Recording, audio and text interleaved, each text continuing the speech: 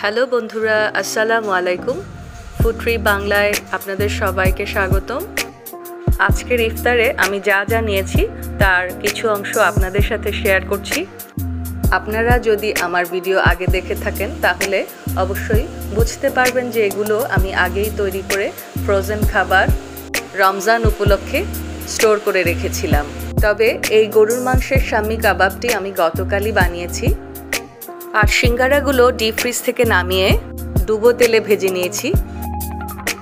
Chicken কাটলেটটাও রমজানের আগে তৈরি করে রেখেছিলাম, তা এখন ডুবো তেলে ভেজে নিয়েছি। হালিমটা আরও কিছুক্ষণ জাল করে তারপর বেরেস্তা এবং ধনেপাতা দিয়ে পরিবেশন করব।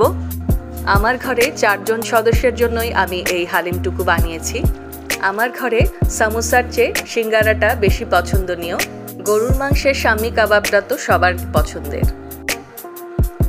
হালিমটা আমি আজকে যেভাবে রান্না করেছি, সবসময় আমি এভাবেই রান্না করি এমনটি নয়। গরুর মাংস 10 মিনিট প্রেসারে দিয়ে তারপর ডালটা যোগ করলে সবচেয়ে ভালো রেজাল্ট পাওয়া যায়।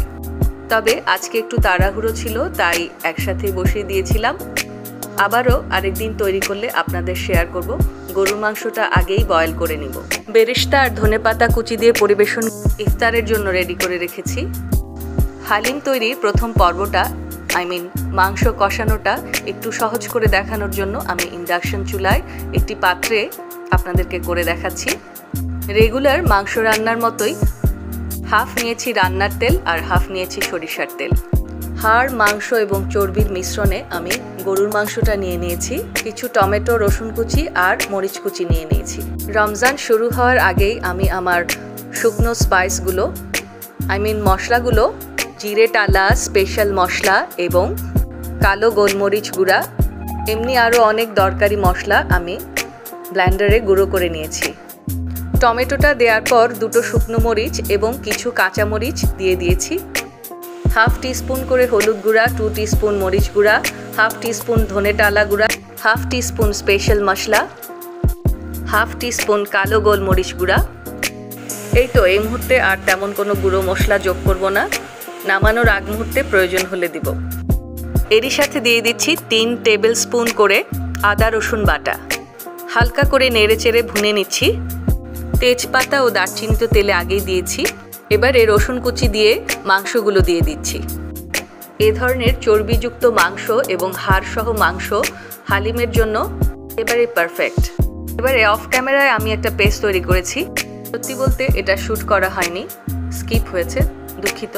তেমন কিছুই না, 2টো কাঁচামরিচ, কিছু ধনেপাতা, একটা মাঝারি সাইজের পেঁয়াজ আর হাফ ইঞ্চি সাইজের 1 টুকরো আদা আমি একসাথে পেস্ট করে এখানে দিয়ে দিয়েছি। এই ডালটাও আমি রমজানের আগে ধুয়ে শুকিয়ে হাফ ক্রাস্ট করে রেখেছিলাম এবং নর্মাল ফ্রিজারে স্টোর করে রেখেছিলাম। সেখান থেকে আমি নামিয়ে যখনই প্রয়োজন হয় ভিজিয়ে রাখি 1 ঘন্টার মতো, তারপরই হালিমে ব্যবহার করি। লবণ দিয়ে দিলাম স্বাদ মতন। তো বন্ধুরা, দেখতে পেলেন আমি প্রায় 4 রকমের ডাল আর চাল বেশানো এই গুঁড়ো ভেজানোটা হালিমের মধ্যে দিয়ে মাংসের সাথে কষিয়ে এবার প্রেসার কুকারে দিয়ে দিচ্ছি। সেই সাথে যোগ করব 3 কাপ পানি। অতিরিক্ত পানি দেওয়ার দরকার নেই। নেড়ে চেড়ে এবার প্রেসার কুকারের মুখটা বন্ধ করে দেব। বেশি না, 7 থেকে 8 মিনিটের মধ্যে 8-9টার মতো সিটি দিলেই আমি নামিয়ে নেব। প্রয়োজন হলে কম বেশি করে আমি আবার জাল করে নেব। হালিমটা তৈরি হয়ে গেছে খুব অল্প সময়ের মধ্যে। পরিবেশন করব বেরেস্তা আর ধনেপাতা কুচি দিয়ে। যারা ঝাল খেতে পছন্দ করেন তারা অবশ্যই কাঁচামরিচ কুচি যোগ করবেন। আমার ঘরে 3টে বেডরুমের মধ্যে একটা বেডরুমে আমি ট্যুর করে দেখাচ্ছি আপনাদের। জানি না দর্শক আপনাদের কেমন লাগবে, কমেন্টস করে জানাবেন। আমার মেয়ের রুমের পাশের ব্যালকনি। এই বেডরুমটি সত্যি খুব আলো, বাতাস আর রোদে ভরপুর। আমার খুব পছন্দের একটা জায়গা।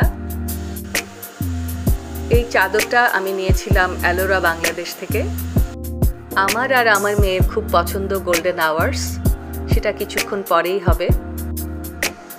রমজানে খুব বেশি গুছিয়ে কোনো কাজ করা খুবই কঠিন, কারণ এই এলাকায় গ্যাসের প্রবল সংকট, তাই গ্যাস থাকা অবস্থায় সময় মতো রান্না করে নিতে হয়, অথবা ইন্ডাকশন চুলাতেই রান্না করে নিতে হয়। বাসাটা সত্যি আলোতে ভরপুর। আজকের ইফতারের প্রথম ভাগ আমি ভেজে নিয়েছি, বাকি অংশটা আমি পরে আয়োজন করছি। এর সাথে যোগ হবে ছোলা এবং পেঁয়াজু, আর ফ্রুটস তো থাকবেই, সালাদও থাকবে। ভিডিওগুলো যদি আপনাদের ভালো লেগে থাকে তাহলে থামস আপ করবেন, আর নতুন হলে সাবস্ক্রিপশন করবেন। আপনাদের কোনো কমেন্টস থাকলে কমেন্টস বক্সে জানাবেন। আল্লাহ হাফেজ, দেখা হবে।